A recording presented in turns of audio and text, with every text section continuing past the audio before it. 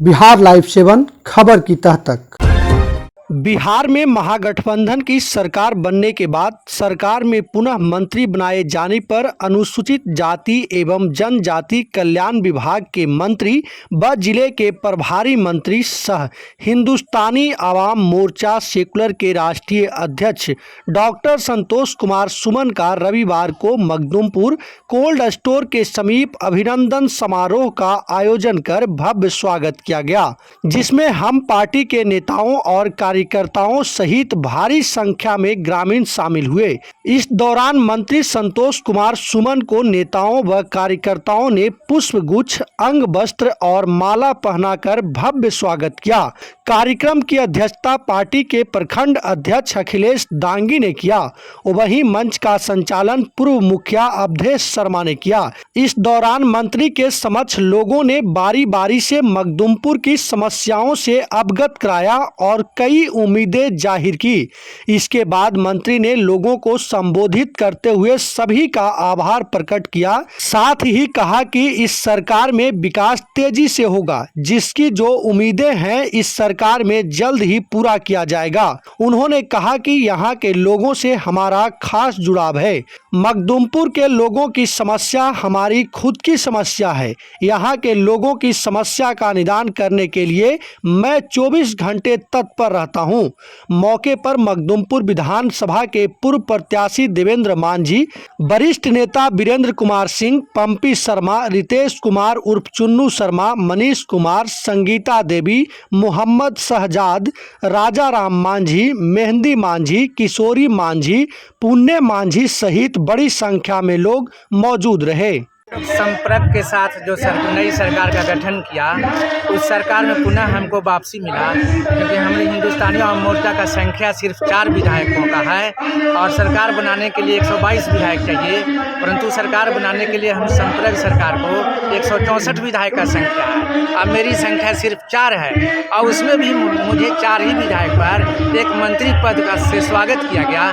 इसके लिए हम बहुत बहुत बधाई दे रहा हूँ माननीय मुख्यमंत्री नीतीश कुमार जी को और माननीय उप मुख्यमंत्री तेजस्वी यादव जी कि A to Z का जो आवाज़ निकालते थे, A to Z तो अपनी तरफ से राजद के सोच से भी आगे लेकर के चले। A to Z जो संपर्क सरकार में शिरकत कर रही है, छोटी छोटी राजनीतिक दलें, उन्हें भी बहुत सम्मान दिया गया है और उस सम्मान के उपलक्ष्य में आज हम लोग माननीय संतोष कुमार सुमन जो माननीय साहब के बड़े सुपुत्र हुए, उनको मंत्री पद से शोभा बढ़ाया गया है। इसलिए उनके हिंदुस्तानी आवाम मोर्चा सेकुलर का सभी सदस्य से लेकर सभी पदाधिकारी बहुत खुश हैं और खुश इसीलिए है कि मखदुमपुर से आते हैं और मखदुमपुर का विधायक रहते हुए माननीय जीतन राम मांझी साहब बिहार का शीर्ष कुर्सी पर मुख्यमंत्री के रूप में रहे और इसीलिए मखदुमपुर उनके दिल में बसता है और मखदुमपुर के लोग में माननीय मांझी साहब पिता पुत्र दोनों बसते हैं। इसलिए मखदुमपुर के सभी कार्यकर्ता उल्लास के साथ उद्गार व्यक्त किए कि मांझी साहब का हम लोग अभिनंदन समारोह करें और उसी के रूप में उसी का उद्गार मखदुमपुर के उद्गार का उदाहरण आज है कि हम सम्मानित कर रहे हैं माननीय मंत्री महोदय। इनके मंत्री बनने से मखदुमपुर में क्या उम्मीद करते हैं आप?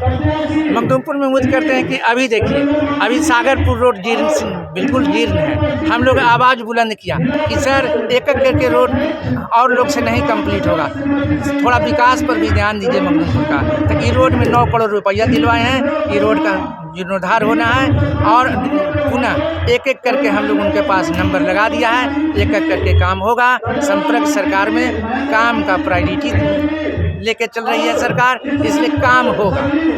बस आपका आशीर्वाद है और आपके बीच में हम सदैव आते रहे, इस बात को आपको गारंटी देना चाहते हैं।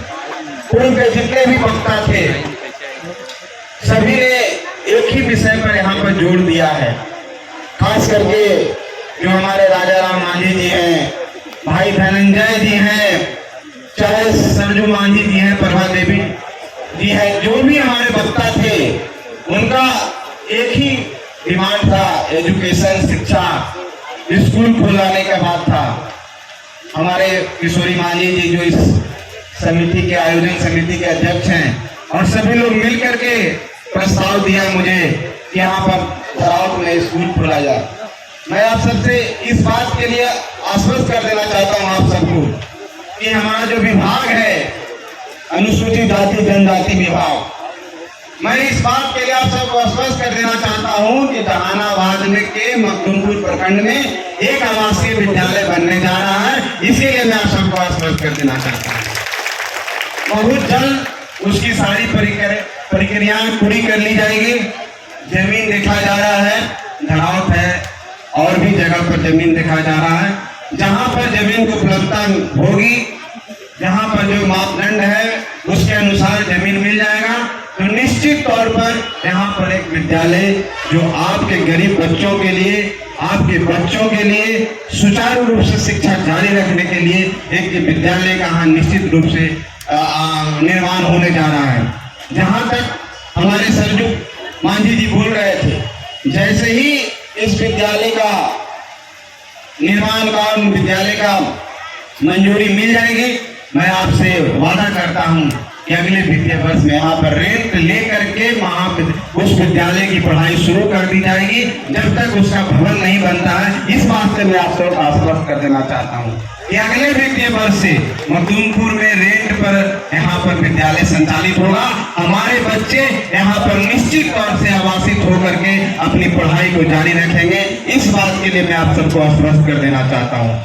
और हमारे विभाग से मैं बताना चाहता हूं कि काको में, मखदुमपुर में और जहानाबाद सदर में 100 बेड का छात्रावास का भी निर्माण होने जा रहा है।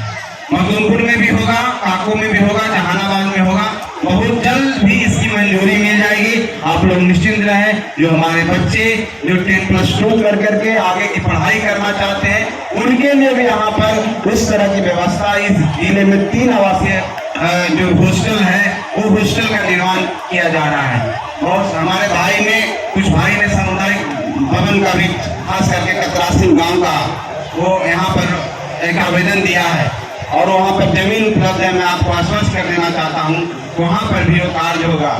ऐसे बहुत सारे लोगों ने हम पर जो विश्वास किया है, हमारी पार्टी पर विश्वास किया है, और जिस विश्वास के कारण हम लोग यहाँ पर हैं और आपके आशीर्वाद प्राप्त करने के लिए हम लोग सदैव यहाँ पर रहते हैं। जैसा मैं आपको बोला हूँ कि मखदुमपुर हमारे दिल में बसता है, जहानाबाद हमारे दिल में बसता है। तो मैं इस जिले के प्रभारी होने के नाते एक बात का यहाँ पर आश्वासन देना चाहता हूँ। जो भी समस्याएं हैं, चाहे दखल दहानी का समस्या हो, चाहे और भी किसी चीज का समस्या हो, मैं आपको इस बात के लिए यहाँ पर ऐलान करके जा रहा हूँ कि अगले महीने, चाहे इस महीने के अंतिम में, यहाँ पर एक हम लोग समीक्षा बैठक करने जा रहे हैं और जिले के सारे पदाधिकारी आपके मखदुमपुर में रहेंगे और आपके सारी समस्याओं का यहाँ पर ऑन स्पॉट फैसला होगा। इस बात की गारंटी मैं देने के जा रहा हूँ आप सबको। आने वाला 22 तारीख को हम जिला में एक बैठक करने जा रहे हैं। जिन भाइयों को कोई भी समस्या है, वो हमारे माननीय जिला अध्यक्ष महोदय को आप दे सकते हैं। 22 तारीख वहां पर आपकी समस्याओं के बारे में हम चर्चा करेंगे। जो मुख्य समस्याएं हैं, जो आपसे किसी तरह की जो प्रशासनिक समस्याएं हैं, किसी छोटी समस्याएं, बड़ी समस्याएं, उसको हम दूर करने की कोशिश करेंगे। और मखदुमपुर में इस महीने के अंत में पूरी प्रशासन, जिला प्रशासन को लेकर के आपके दरवाजे पर आएंगे और आपके दरवाजे पर बैठ के आपकी समस्या को समाधान करेंगे। इस बात की आपको मैं गारंटी देना चाहता हूं। और जहां तक घूमने की बात है, सही बात है, हमारे पूर्व के वक्ता बोल रहे थे, हमारे इंजीनियर देवेंद्र मांझी बोल रहे थे कि ऐसा कोई गांव नहीं है जहां पर कोई नहीं कहने का मिला कि आदरणीय जीतन राम मांझी ने काम नहीं किया। निश्चित तौर पर जीतन राम मांझी जी का दिल मखदुमपुर के लिए हमेशा धड़कता रहता है, मखदुमपुर के बारे में हमेशा सोचते रहते हैं। वो आज भी आने वाले थे, लेकिन किसी कारण से नहीं आ सके, शायद मनी जी सही से उनको न्योता नहीं दिए। वो आपके लिए, आपके काम करने के लिए, आपसे मिलने के लिए हमेशा मुकाबला रहते हैं। हम लोग उनसे सीखते हैं कि कितना व्यस्त होने के बाद भी मखदुमपुर का नाम आता है तो मखदुमपुर वासियों से मिलने के लिए तत्पर रहते हैं। उन्हीं को देख करके हम लोग के अंदर भी एक जज्बा जागा है कि जो व्यक्ति 80 साल के हो करके इतना मेहनत करते हैं, तभी तो 8 बार और 9 बार विधायक बने, तभी तो मुख्यमंत्री बने। तो हम लोग को भी उनसे सीखना चाहिए भाइयों।